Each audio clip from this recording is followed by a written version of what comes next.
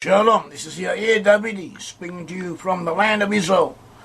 We are now about to discuss the identifications of the 10 tribes of Israel.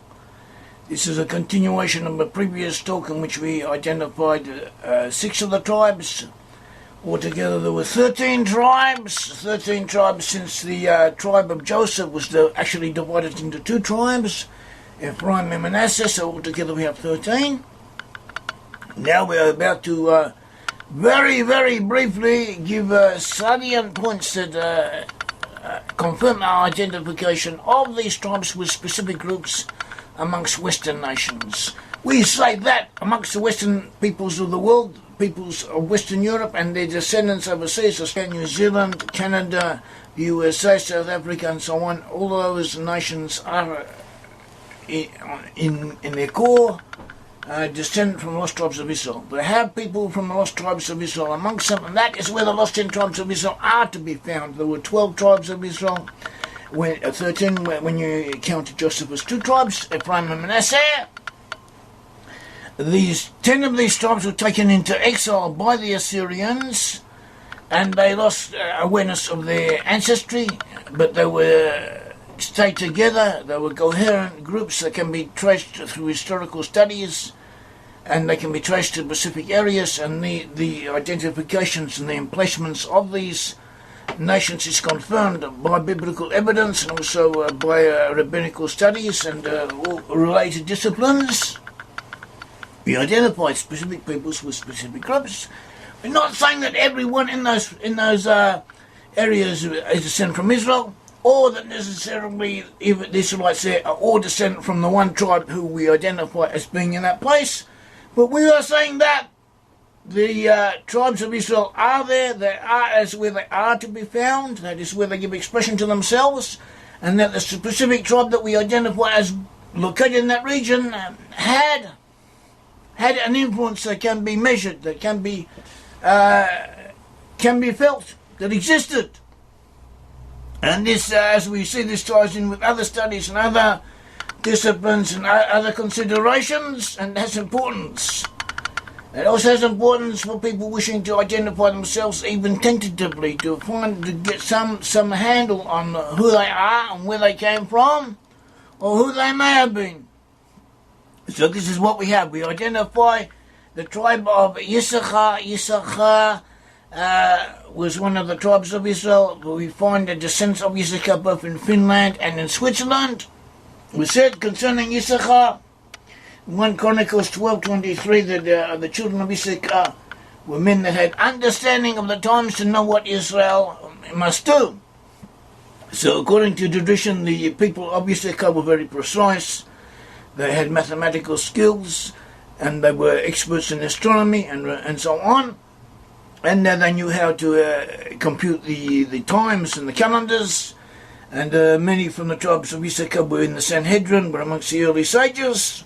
So this is what the pasuk means. But you could also take it figuratively, since we do find elements from Issachar amongst the Swiss. And the Swiss are known for Swiss watches. It works like a Swiss watch is a common saying, meaning that it works well on time with precision. And this ties in with what the verse says. They had knowledge of the times to tell Israel what to do. And through a Swiss watch, we know what time it is, and we know what to do when the time comes. At all events, we find people from Israel, both amongst the Finnish people and amongst the Swiss people. We trace elements from Issachar to those areas due to tribal names and clan names, which are similar to those of Issachar and of the descendants of Issachar. And this is why we locate Issachar in those regions. We also have Zebulun. Zebulun was a full-time brother of Issachar. We identify Zebulun with a portion of the inhabitants of the Netherlands. We'll see it in 1 Genesis 49 verse 13, that according in the English translation, Zebulun shall dwell at the haven of the sea, and he shall be the haven of ships, and his border shall be unto Zidon. The expression translated at the haven of the sea in Hebrew is Bahaf Yamim. The rest of the verse also has importance concerning the identification of Zebulun, but now we are only giving a very brief outline, giving an indication of the type of verse or proofs that we do have. Zebulun was it may be traced to a region that dwells on the shores of the sea in Hebrew. B'chaf Yamim, on the shores of the sea. The only nation in the world that dwells literally on the shores of the sea is the Netherlands. 1/3 of the Netherlands is below sea level. Another third of the Netherlands is at sea level or needs protection by dikes from the sea, flooding, etc. So 2/3 of the country is literally on the shores of the sea. And the other third of the country is also the sand, the basic sand, the substructure of the country is sand, is sea sand. Zebulun lives literally on the shores of the sea. That is what the Dutch people do. We also find in the map of Ptolemy, geography of Ptolemy, he was not Jewish, he was not a Christian, he was a pagan, basing himself on Phoenician sources. He lived about 100 CE in Egypt, and he wrote a geography describing and listing all the peoples of the world known to him at the time. And amongst other peoples, he lists a people known as Zebulun Goy in the northern Netherlands. Zebulun Goy, Goy in Hebrew means people. Zebulun is another way of saying Zebulun. In other words, he located a people name as a people known as a people of Zebulun in that area, in the area of the Netherlands, and that is where we find a nation, or an entire nation, that literally does dwell on the shores of the sea, as it was prophesied that Zebulun would do, and this is the only place in the world where this prophecy applies. We also have Gad. Sweden is Gad, the tribe of Gad. Sweden was settled by the Goths and by offshoots of the Goths. The very name Goth in Hebrew is how in biblical times the name Gad, Goth, could be pronounced according to the general rules of biblical Hebrew. Goth and Gad in biblical Hebrew are interchangeable ways of pronouncing the same name. In other words, Goth is Gad. And whatever you do with this equation, there can be no doubt about it that that is another way of pronouncing the name God, Gad, Goth, one and the same. And we also find the Goths to have been the foundational element in Sweden. The Goths gave their name. The name was later adopted by other groups.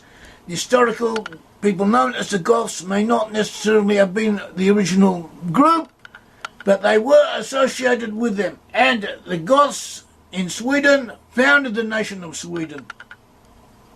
Not only that, but we find amongst the people known as the Goths themselves Gad or Ged or computations of this name, that the Goths themselves sometimes refer to themselves as Gad. In other words, the name Gad in the language used by the Goths could also be applied to themselves. It was another way of pronouncing their same name. And this, combined with additional evidence, much more additional evidence, confirms our identifications of the Goths with Gad, and the Goths founded the nation of Sweden. In this case, as in other cases, we're not saying that everyone in Sweden is descended from Gad or is descended from Israel, but there was an important element in the foundational basis of that nation that was, and that is what we are concerned with. We identify Gad with Sweden for different reasons. Amongst these reasons are the Goths. Sweden was formed when the Gothic people and the Svea joined together, united, and created the country, the kingdom of Sweden. The Svea were also known as Sveon. Sveon is similar to Suon or Shuon, who was the firstborn son of Gad. And other sons of Gad, Etspon, who became the Hasdingers, a group amongst the Vandal peoples. Eri or Guri, who was also a nation in Sweden. Harudi became a people associated with the Goths in Scandinavia. And Areli or Haereli became the Heruli, who are once again another nation associated with the Goths in that region. So too we have Zebulun, who became the Five Valley, a Gothic group, and Hagi, who became the Korki, people in northern Germany, who later moved to France and became part of the Frankish peoples who gave France its name. And we also find other elements from Gad in France. In the south, the Visigoths, who were originally part of the Gothic peoples, once ruled the area, and the Gad and Reuben were together in the land of Israel. Reuben and Gad were the two tribes that lived east of the Jordan River. And so too we find their continued association in their places of exile. Asher, we find Asher identified with peoples who lived in Scandinavia, the Asir or the Ass, and also peoples who lived in Scotland and in Ireland. And characteristics of Asher are reflected in these peoples. Amongst other things, Asher was happy. The very name Asher connotes happiness. And the Irish are always smiling, or are reputed to do so when Irish eyes are smiling. That is a famous song. And in general, they have an intrinsic happiness. They're also formidable warriors, such as the tribe of Asher was described as being, and other aspects of Asher are found amongst these nations. We find Dan in Denmark. The Danish of Denmark, they themselves say that they descend from a forefather named Dan. Dan is the name of the Israelite tribe of Dan. The Israelite tribe of Dan in the land of Israel lived in two regions, actually 3 or 4, but 2 major regions is known for. One is by Jaffa, present-day Tel Aviv. The other one is in the Galilee.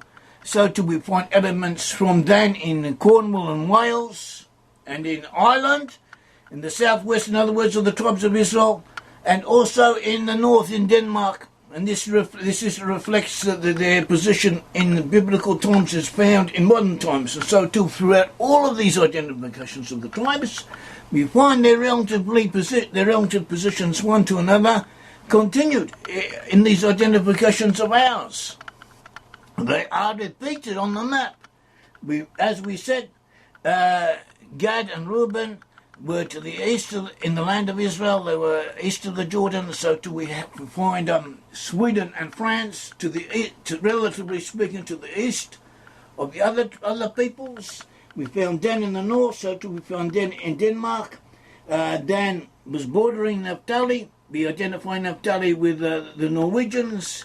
It's also close to Gad. Gad was Sweden. So we have this location repeated.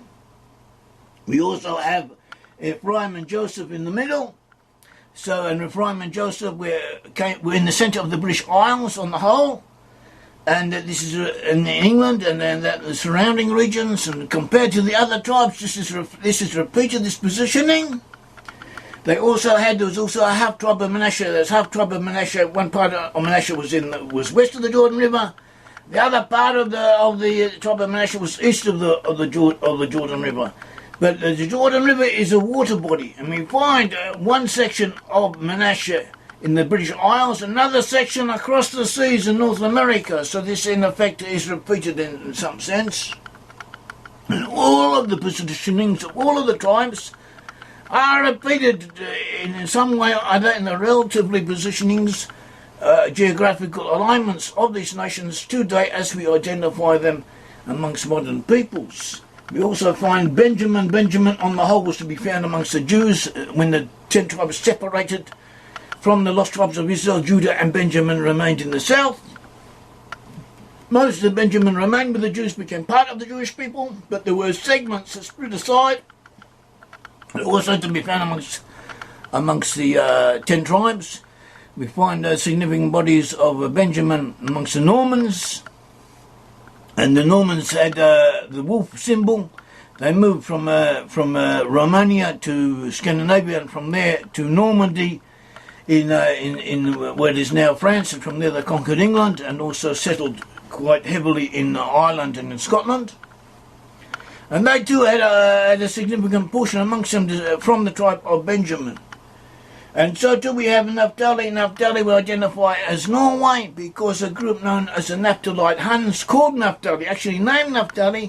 They were originally in Scythia and what is now Central Russia or Central Asia, one could say, in that region of the Ukraine and southern Russia and so on, all that area.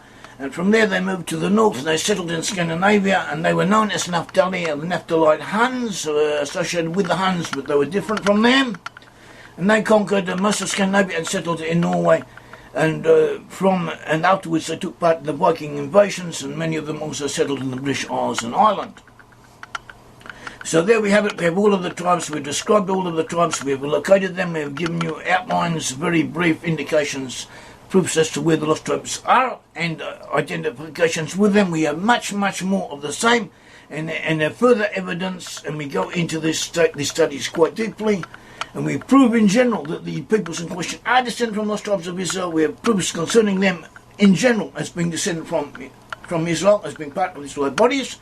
We also, after that, on top of that, we have specific evidence identifying a definite groups, certain groups, as pertaining to Israelite tribes.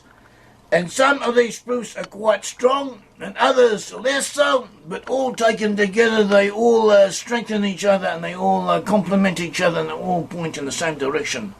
May the Lord God of Israel bless you. Thank you.